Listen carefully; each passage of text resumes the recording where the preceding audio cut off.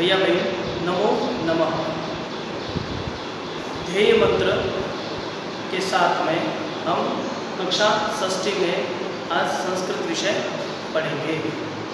तो सभी अपने हाथ जोड़ेंगे और उसके बाद ध्येय मंत्र बोलेंगे। पठामि संस्कृतं नित्यं वदामि संस्कृतं सदा ध्यायामि संस्कृतं सम्यक् वन्दे संस्कृतमातरम्। संस्कृतस्य प्रचाराय नेजं सर्वं ददामयम्। संस्कृतस्य सदा भक्तो वन्दे संस्कृतमातरम्।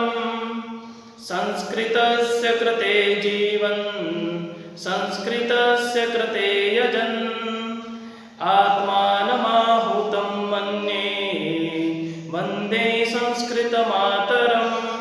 वन्दे संस्कृतभारतम्। नमो नमः। आज हम पिछली कक्षा में हमने संस्कृत की वर्णमाला का अध्ययन किया था। आज हम वर्णमाला के बाद में आज हम प्रकरण के रूप में वर्णों का उच्चारण स्थान कौन कौन से होते हैं, हम वर्णों का उच्चारण करते समय किन किन चीज़ों का ध्यान रखना पड़ता है, वर्णों के बारे में, वर्ण कहाँ से उच्चारण होते हैं, इसके बारे में आज हम पढ़ेंगे। लीजिए, उच्चारण स्थानानि। वर्ण का उच्चारण स्थान कहाँ से होता है, तो उसकी परिभाषा पहले समझ लेते हैं। प्रत्येक वर्ण जहाँ से उच्चारण होता है, जहाँ से यानी हमारा जो ये चेहरा दिखता है, जो फेस दिखता है, वहीं से इनका उच्चारण होगा तथा वर्णों की उत्पत्ति स्थल को वर्णों का उच्चारण स्थान कहा जाता है। जहाँ से वर्णों की उत्पत्ति होगी उसी को वर्णों का स्थान कहा जाता है। तो हम यहाँ पर आपको एक सारणी बताई गई है, उस सारणी के माध्यम से हम सूत्र के आधार पर हम वर्णों का अध्ययन करेंगे, उनके उच्चारण हम करेंगे, उनके उत्पत्ति स्थान और वर्णानाम संज्ञा, जिनको हम मिला करके उन वर्णों को क्या संज्ञा देते हैं, इसके बारे में पढ़ते हैं। तो पहला है, इसमें वर्ण दो हैं जो अपनी संस्कृत की वर्णमाला में ध्यान में हमने पढ़े हैं, स्वर और व्यंजन, अच और हर और अयोग्य वहां भी हमने पढ़े थे, अनुस्वार और विसर्ग। अब हम सूत्र के आधार पर इनका अध्ययन करते हैं। तो लीजिए, पहला है सूत्र अकुह विसर्जनीयानाम कंठः। कंठ है गले से जिन वर्णों का उच्चारण होता है उन्हें कंठ कहा जाता है। जो उसमें से सबसे पहले स्वर कौन से हैं, तो वो हम पढ़ते हैं अ आ। उसके बाद जो व्यंजन आते हैं, जो कु दिया हुआ है, कु का मतलब है कि पूरा वर्ग, जिसको एक 5 वर्ग जो 5 वर्णों से मिलकर के बना है, इसीलिए उसको कु को उ की मात्रा हटाने पर एक क वर्ण बन जाता है। जैसे क ख ग घ ङ, इनका हमने प्रयोग किया। फिर इसी के साथ में ह, ये उष्मान व्यंजन है, उष्म व्यंजन है, जिसका ह ये भी कंठ से उच्चारण होता है। और विसर्जन्या यानी अह, जो अंतिम में बोलते हैं स्वर के का अंतिम जो भाग है, उस वर्ण को अह यानी विसर्जन्य के रूप में लेते हैं। अब इसकी उत्पत्ति स्थान को इन सबको मिला करके इनको नाम दिया है, जिसका नाम है कंठः, और उसको वर्णानाम संज्ञा, इन सब वर्णों को मिला करके जो दिया नाम वो कंठयः। अब दूसरा है ईचु यशानाम तालुः। ई जो स्वर है, ई और व्यंजन च छ ज झ ञ। अब बोलते समय भी हमको ये ध्यान रखना है, कंठ है गले से जिनका हमने उच्चारण किया, तालु यानी दांत के ऊपर का हिस्सा, जब जीभ टच होती है वहां से इन शब्दों का उच्चारण होता है। ठीक है, इसके बाद में यशानाम, यह अंतस्थ व्यंजन है जो इसका भी उच्चारण तालु से होता है, य। और श भी हम उसका उच्चारण तालु के माध्यम से करते हैं।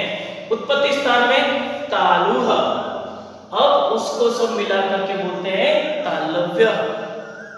इसी प्रकार तीसरा है ऋतुरषाणाम मूर्धा। अब मूर्धा यानी जीभ का मुड़ना, जो जीभ को मूड करके जिन शब्दों का प्रयोग किया जाता है, वर्णों का प्रयोग किया जाता है, उनको कहते हैं मूर्धन्य। मूर्धा जिसको हम संज्ञा वर्णा का संज्ञा देंगे मूर्धन्य। अब इनका उच्चारण करते हैं रि,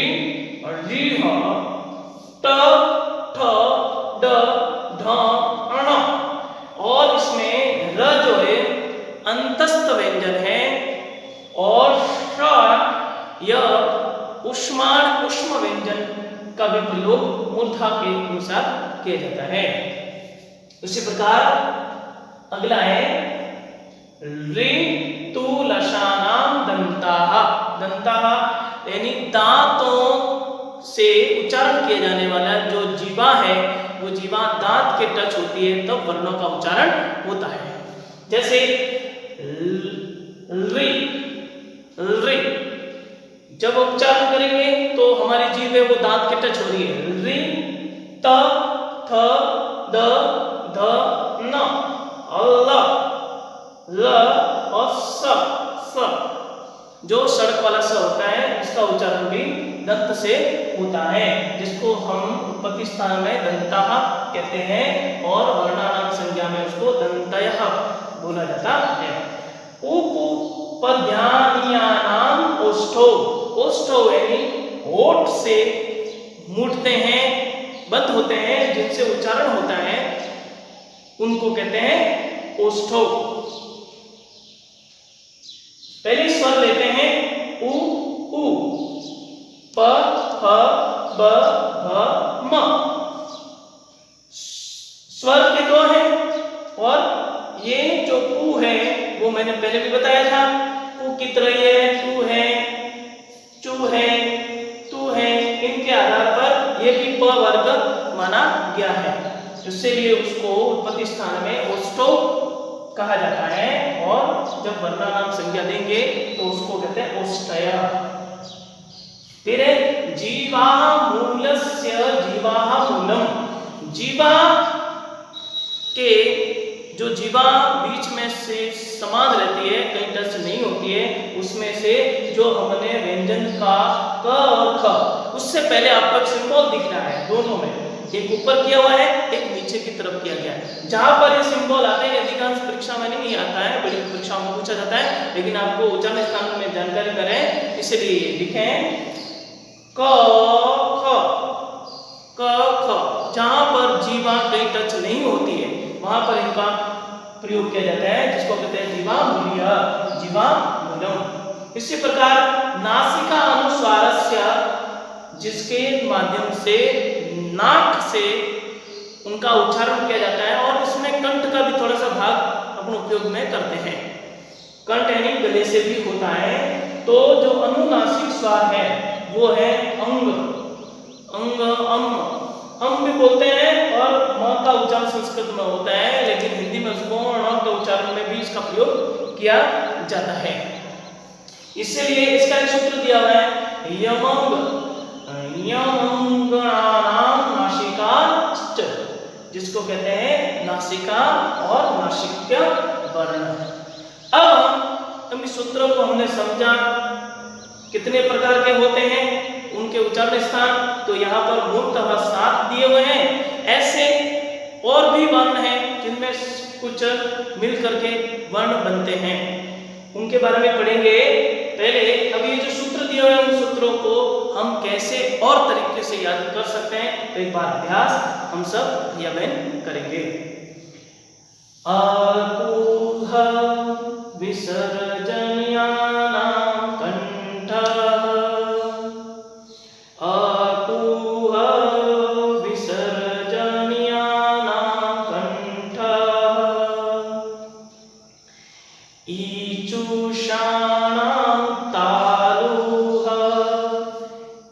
ईचुषण ईचुयशानां